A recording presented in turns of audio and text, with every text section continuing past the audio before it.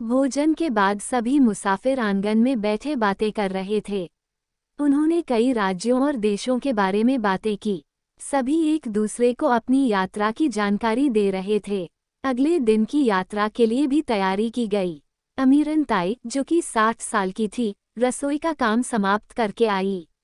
उसके पति गुजर गए थे। वह सराय चलाकर अपना गुजर बसर करती थी। हाजी गांव में ताई दिन रात सराय में काम करती, यात्रियों को भोजन कराती और भोजन के बाद उन्हें फल भी देती थी। वह यात्रियों को कहानियां भी सुनाती थी, जिससे यात्रियों का मनोरंजन होता था। यात्रियों को उसकी कहानी सुनकर आनंद प्राप्त होता था, इसलिए वे अक्सर उससे कोई कहानी सुनाने का अनुरोध किया करते थे। कोई कहानी तो सुनाओ ताई, एक यात्री ने आंगन में बैठी ताई से अनुरोध किया। हाँ ताई, कोई कहानी सुनाओ। तुम कहानी सुनाती हो तो यूं लगता है कोई वीणा बजा रहा है। दूसरे यात्री ने कहा, हाँ ताई, मुरली की धुन जैसी है तुम्हारी वाणी, सुनते ही नींद आ जाती है। सुनाओ ना कहानी। तीसरे यात्री ने कहा। ताई मुस्कुराकर कहानी सुनाने लगी। एक समय की बात है। कौशल राज्य के राजा आर्यन का शासन था। उनकी 3 पत्नियां थीं, सूर्यकला, चंद्रकला और शशिकला। तीनों बहुत रूपवती भी थी और कोमल भी। लोग उनके रूप की तुलना 7 चमेलियों से करते थे। एक दिन आर्यन राजा सूर्यकला के साथ बगीचे में टहल रहे थे। कुछ देर टहलने के बाद वे तालाब के किनारे बैठ गए। तालाब कमल के फूलों से भरा था और बहुत मनोहर लग रहा था। राजा ने तालाब में से एक कमल का फूल तोड़ा और स्नेहवश सूर्यकला के सिर पर धीरे से मारा। सूर्यकला चीख उठी। उसके सिर पर गांठ बन गई और वह बेहोश हो गई। सारा परिवार वहां इकट्ठा हो गया। महाराज, सूर्यकला को क्या हुआ? उसकी सखी ने राजा आर्यक से पूछा। राजा ने घटना का वर्णन कर दिया। ओ महाराज, आपने क्या किया? क्या आपको ध्यान नहीं कि सूर्यकला बहुत नाजुक और कोमल है? सखी ने कहा। रथ पर डालकर सूर्यकला को हजमपुर ले जाया गया। वहां राजचिकित्सकों ने उसकी चिकित्सा शुरू की और विभिन्न प्रकार की मंजरियों, मलहम, तेल आदि का उपयोग करके उसे स्वस्थ किया। उसके प्राण बच गए। राजा ने उसे विश्राम करने की सलाह दी और उसका सिर कोमलता से सहलाकर अपनी दूसरी पत्नी चंद्रकला के पास जा पहुंचा। चंद्रकला ने देखा कि राजा आर्यन उदास है, तो वह उसे प्रसन्न करने का प्रयास करने लगी। चंद्रकला की हंसी से आर्यन की मनःस्थिति में थोड़ा सा बदलाव आया। दोनों झरोखे के पास बैठे थे। चंद्रकला ने आर्यन के हृदय पर सिर रखा हुआ था। महाराज, बताइए आज रात आपकी क्या इच्छा है, जो मैं पूरी कर सकती हूँ? उसने पूछा। राजा आर्यन ने चंद्रकला के मुख की ओर देखा।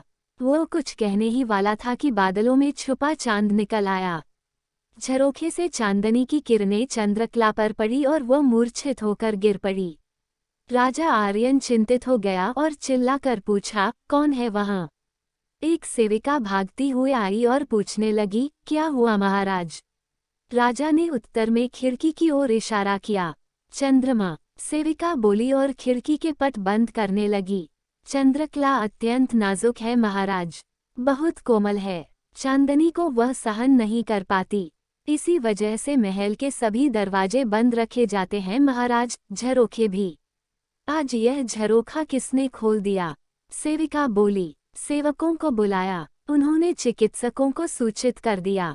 चिकित्सा शुरू की गई। चंद्रकला को मलाई लगाई गई, फूलों की पंखुड़ियां लगाई गईं। उसकी सेहत ठीक की गई। चंद्रकला को होश आ गया। उसने महाराज की ओर देखने के लिए अपनी आंखें खोली। राजा आर्यन ने धीरे से मुस्कुराए। उन्होंने उसके गालों को धीरे से सहलाया और अपनी तीसरी पत्नी शशिकला के पास चले गए।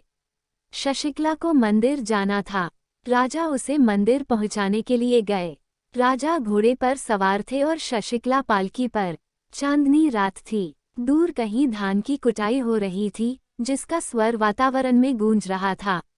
राजा को धान कूटने का स्वर संगीत की तरह मधुर प्रतीत हो रहा था। राजा मंदिर पहुंचे। वहां पहुंचते ही कुछ सेवक दौड़ते हुए उसके पास आए और बोले, रानी के हाथ में घाव हुआ है। घाव कैसे हुआ है? राजा ने पूछा। महाराज, दूर कोई मूसलों से धान कूट रहा था। उसकी ध्वनि रानी शशिकला सहन नहीं कर पाई और रानी की हथेलियां कुम्हालकर लाल हो गई। घाव बनकर खून बहने लगा। सेवकों ने बताया। राजा आर्यन आश्चर्यचकित हुए। दौड़कर वह शशिकला के पास पहुँचे। शशिकला ने हाथों को देखते हुए उसकी आंखों में आंसू भर आए। शशि, राजा ने पुकारा। महाराज, कहते हुए शशिकला आर्यन के हृदय से लग गई। राजा ने उसके हाथों को पकड़ा हुआ था।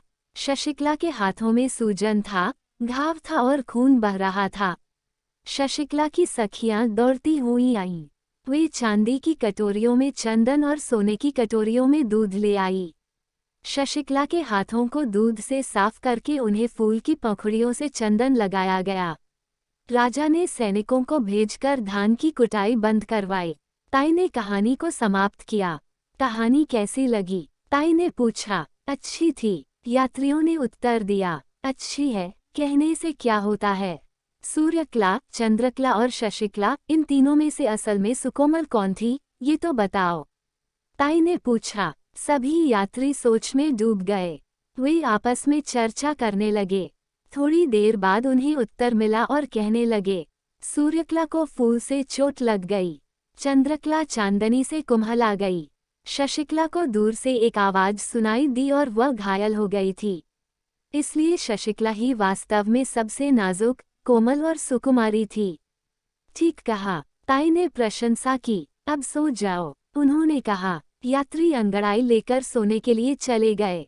अगर आपको कहानी पसंद आई हो तो प्लीज़ वीडियो को लाइक और चैनल को सब्सक्राइब जरूर करें।